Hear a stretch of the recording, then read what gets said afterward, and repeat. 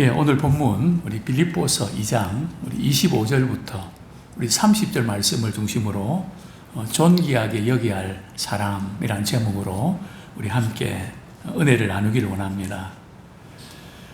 예, 오늘 우리 저녁 기도에 존귀하게 여기야 될 사람들이 다 모인 것 같습니다. 예. 참 세상에서 존경을 받는 사람은 우리 세 가지 특징이 있다고 그러는데요. 첫 번째로는 세상에 존경받는 사람들은 이 공통적인 어떤 성격이 있다 그러는데 어떤 유형일까요? 어떤 일이든지 자기 자신을 빼놓지 않고 열심히 노력하고 행동하는 사람, 이런 사람을 세상에서는 참 그 사람 존경스럽다, 이런 표현을 쓰게 됩니다. 행동할 때도 마지못해 억지로 하는 것이 아니라 적극적으로 또 그래 기쁜 마음으로 일하는 모습을 보고 참 존경이 간다, 그렇게 말하곤 합니다. 자, 두 번째 이 특징은 행동에서 나타나는데요. 자신의 위치나 또 지위가 높더라도 자만하지 않고 다른 사람을 동등하게 대하는, 갑질이라는 게 전혀 없고 뭐 신분이나 어떤 지위에 영향을 받지 않고 어떤 사람을 대하든지 깍듯하게 인사하고 존경하는, 또 예의를 지키는 사람을 말하는 거죠. 자, 세 번째로는 공통적인 태도에서 나타나는 특징이 있는데요. 사람에 따라서 태도가 확 달라지는, 좋아하는 사람, 싫어하는 사람, 여기에 따라서 태도가 달라지지 않고 한결같이 이렇게 대하는 그런 사람, 직종에 관계없이 모든 사람에게 참 존중하는 태도로 대하는, 그래서 이런 사람들은 늘 인사를 잘하고 또 인사를 할 때도 아주 깍듯하게 그렇게 대하는 것을 우리가 보게 됩니다. 이것은 우리 세상 사람들이 존경하는 거고요. 그런데 교회는 어떨까요? 성경은 이렇게 말씀합니다. 우리 빌립보서 우리 2장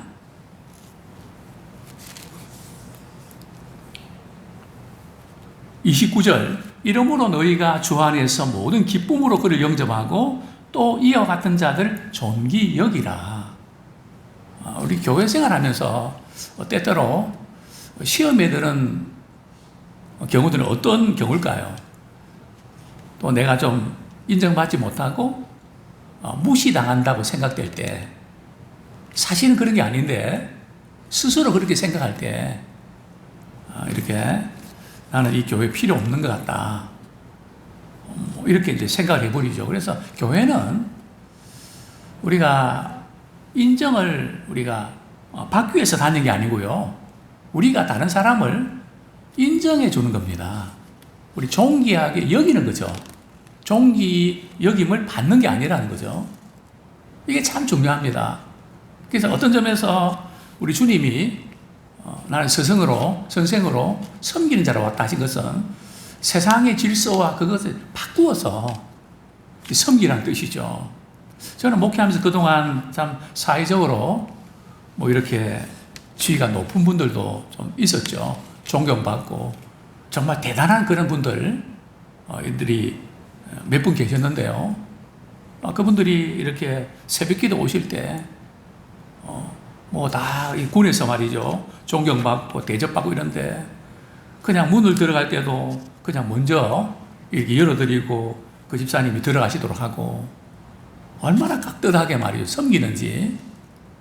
참 교회의 참 아름다운 그런 모습, 세상에서는 어떤 대접을 받을지 몰라도 교회에서만큼은 그저 어떤 신분이나 지위에 관계없이, 차림에 관계없이 정말 귀하게 여기는 그런 모습을 보면서 참 감동이 되는, 참 교회다운 모습이다, 그렇게 감동을 받곤 하는데요. 자, 오늘 본문에서 바울이 이와 같은 자들을 존귀 여기라고 한 그 사람들은 누굴까요? 바로 에바브로디도입니다. 골로새서에 보면 에바브라고 있거든요. 좀 다른 사람입니다. 에바브라는 골로새서 교인이고, 에바브로디도는 빌립보 교회의 사역자입니다. 오늘 말하면 목회자라고 할 수 있죠. 그런데 에바브로의 디도의 어떤 면이 바울로 하여금 참 이렇게 존귀하게 여기게 되었을까요? 자, 우리 25절 우리 같이 한번 읽겠습니다. 시작.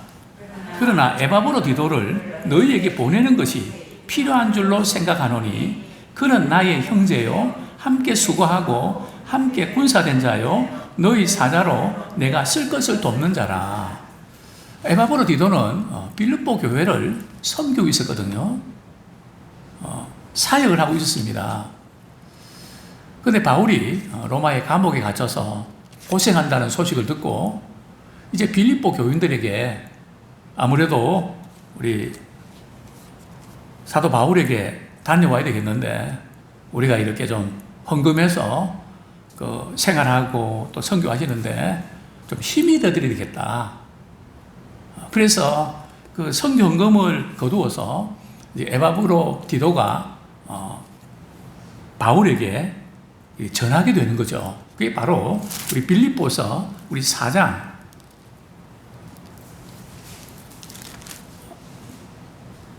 빌립보서 우리 4장 18절 말씀 같이 한번 읽겠습니다. 시작. 내게는 모든 것이 있고 또 풍부한지라 에바브로 디도 편에 너희가 준 것을 받음으로 내가 풍족하니 이는 받으실 만한 향기로운 제물이요 하나님을 기쁘시게 한 것이라. 그러니까 빌립보 교인들이 정성껏 이렇게 헌금을 해서 에바브로 디도 편으로 이렇게 바울에게 전해드린 거죠. 이제 에바브로 디도는 바울에게 와서 로마의 감옥에서 바울을 시중을 들다가 말이죠. 아마 빌립보 교회를 사역하면서 좀 너무 무리해서 그런지 또 에바브로 디도가 건강이 약해서 그런지 바울이 시종을 이렇게 들면서 그만 중병에 걸리게 됩니다. 바울에게서 난감한 문제가 아닐 수 없었습니다. 그냥 이렇게 감기 정도 또 이렇게 과로 정도 그런 정도가 아니고요. 심각한 병인데 우리 27절 말씀 26절 27절 같이 한번 읽겠습니다. 시작. 그가 너희 무리를 간절히 사모하고 자기가 병든 것을 너희가 들은 줄 알고 심히 근심한지라. 그가 병들어 죽게 되었으나 하나님이 그를 긍휼히 여기셨고 그뿐 아니라 또 나를 긍휼히 여기사 내 근심 위에 근심을 면하게 하셨느니라. 자, 이제 지금 에바브로 디도가 말이죠. 어떤 병에 걸렸다고요? 죽을 병에 걸렸습니다. 자, 바로 이제 이 대목이죠. 그러니까 지금 에바브로 디도는 말이죠.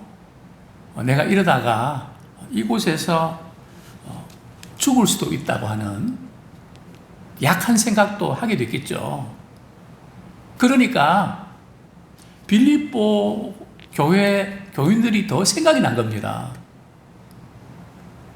그들을 에바브로 디도는 사모했다고 표현합니다.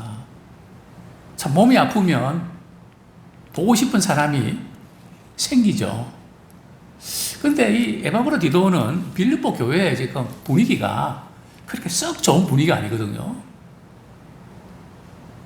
여성도 리더급에 있는 그런 두 사람이 그냥 서로 다투면서 교회가 조금 분열, 위기에 놓였습니다.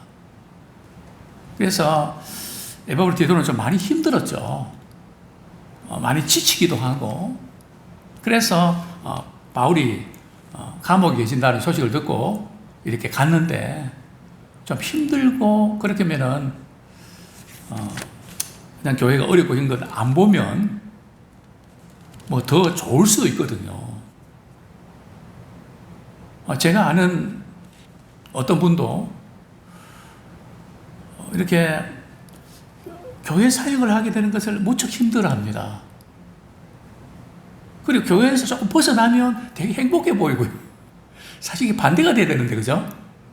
교회 사역하면 행복해 보이고 또 그렇지 않으면은 조금 그렇지 못해야 되는데 아마 에바브로 디도가 아마 그런 느낌. 그럼에도 불구하고 지금 에바브로 디도는 말이죠. 빌립보 교인들이 너무너무 보고 싶은 겁니다. 그래서 간절히 사모했다. 에바브로 디도는 교회를 사랑했습니다. 주님의 몸된 지체들, 성도들을 사랑했죠. 그렇습니다. 우리가 여행을 떠나고요. 이렇게 출장을 가고 이럴 때, 사정상, 예배를 다른 데서 드려야 되는 경우도 생길 수 있고, 그럴 때, 교회를 얼마나 사랑하는지, 거기서 나타납니다. 나 빨리 집에 가고 싶다. 나 빨리 교회 가고 싶다. 그게 한번 빠졌는데 말이죠. 그게 빠진 게 한참 된 것 같은. 그것은 교회를 사모하고 보고 싶어서 그런 겁니다. 참 예람교회 그런 우리가 사정상 어디 떠나 있을 때에 참 교회를 간절히 사모하는 성도들을 정말 이렇게 보고 싶은 그런 아름다운 교회가 되기를 소원합니다. 특별히 이제 에바브로 디도가 죽을 병에 걸렸다는 소식을 듣고 제일 걱정이 많았던 사람이 누굴까요? 물론 에바브로 디도가 결혼했으면 아내일 수도 있고 성도일 수도 있는데 제일 걱정이 많이 됐던 사람은 바로 뭐니 해도 바울이죠. 그죠? 그동안 쭉 아프다가 여기 와서 그냥 갑자기 이렇게 더 안 좋아졌는지 모르겠지만 죽을 병에 걸렸다고 하니까 바울은 참 난감합니다. 왜 난감할까요? 빌립보 교인들이 걱정이 되는 겁니다. 빌립보 교인들 입장에서 한번 생각해 보면 바울은 복음 전하다가 감옥에 갇히게 됐죠. 그 바울을 위로하려고 말이죠. 자유의 단임 목회자가 말이죠. 바울 사도에 갔는데 죽을 병에 걸렸다 그러죠. 믿음이 약한 성도들 입장에서는 어떻게 그런 일이 있을 수 있나. 시험에 들 수 있는 가능성이 발생한 거죠. 바울이 그냥 보통 불편한 게 아닙니다. 근데 바울이 선교연제 가서는 말이죠. 많은 죽을 사람들 막 살아나고 막 그랬는데 이상하게 그냥 개척했던 그 교회 성도들은 말이죠. 이게 잘 안 났습니다. 성도들뿐만 아니라 자기 병도 말이죠. 하나님, 제발 내 몸에 육체 가시 좀 뽑아 주십시오. 치료해 주십시오. 했는데도 내 은혜가 내게 족하도다. 그죠? 안 고쳐주시는 겁니다. 그리고 오늘 본문에 보니까 지금 에바브로 디도가 결국은 나았거든요. 바울이 기도해서 나았다는 표현이 없거든요. 성도들도 기도하고, 그죠? 모든 분들이 기도해서 그렇겠죠. 참 이런 그 난감한 지금 상황에 놓여 있는데, 자, 먼저 이 에바브로 디도의 바울이 에바브로 디도를 왜 존귀하게 여기라고 빌립보 교인들이 말했을까요? 첫 번째로 이 에바브로 디도는 말이죠. 25절 보면 나의 형제요. 친형제라는 뜻이 아니고요. 참 믿음 안에서 알게 된 그런 관계인데 친형제처럼 가깝고 친밀하고 큰 힘이 되는 그런 동력자였다는 거죠. 또 에바브로 디도는 어떤 사람입니까? 함께 수고하고 함께 군사되잖아요. 참 복음을 위해서 우리 함께 수고하는 뿐만 아니라 군사됐다는 것은 말이죠. 군사는 싸우는 거잖아요. 영적으로 이렇게 많은 공격도 당하고 고난도 많이 겪었던 참 신앙생활을 할 때에 고난을 많이 겪은 사람들이 주님을 사랑하고 교회를 많이 사랑합니다. 특별히 오늘 이렇게 본당에 이제 물이 들어와서 이렇게 참 수고 많이 하셨는데요. 힘은 들지만 그만큼 또 교회를 사랑하는 마음은 더 깊어집니다. 우리가 섬기고 봉사하는 이 부분들이 결국은 주님을 사랑하는 그런 것과도 연결되어 있거든요. 근데 이 에바브로 디도는 그런 과정들을 겪으면서도 변함없이 바울의 복음의 동력자가 된 것을 봅니다. 뿐만 아니라 에바브로 디도는 너희 사자로 내가 쓸 것을 돕는 자라. 빌립보 교인들이 보낸 대표거든요. 그리고 바울이 사역하는데 필요한 것들, 뭐 생필품들, 또 물질적인 것, 또 헌금, 뭐 이런 부분들을 계속해서 돕는 정말 이 결정적인 역할을 한 것을 우리는 보게 되는데요. 특별히 오늘 우리 잠깐 생각해 볼 수 있는 것은 에바브로 디도가 말이죠. 자기가 죽을 병에 걸렸다는 소식을 빌립보 교인들이 듣게 된 겁니다. 빌립보 교인들이 안다는 것을 또 에바브로는 듣고 말이죠. 되게 걱정을 많이 합니다. 참 이 대목. 그러니까 에바브로 디도는 자기가 아프고 그렇게 죽을 병에 걸린 그게 힘든 게 아니라 성도들이 자기가 아픈 것 때문에 걱정하는 거, 그게 더 마음이 아픈 겁니다. 그러니까 바울에게 있어서는 뭐 내가 섭섭하고 내가 이런데 누가 그냥 왜 관심도 없고 뭐 이런 인간적으로 그런 부분보다 어떻게 하든지 그 교회가 말이죠, 성도들이 걱정하는 거, 그게 더 걱정이 되는 거죠. 그만큼 정말 주님을 사랑하고 교회를 사랑하는 모습을 보게 됩니다. 자, 이런 가운데 하나님께서 말이죠, 에바브로 디도, 또 바울, 또 빌립보 교회인들의 기도를 하나님이 들으시고 긍휼히 여기셔서 이렇게 고쳐주셨죠.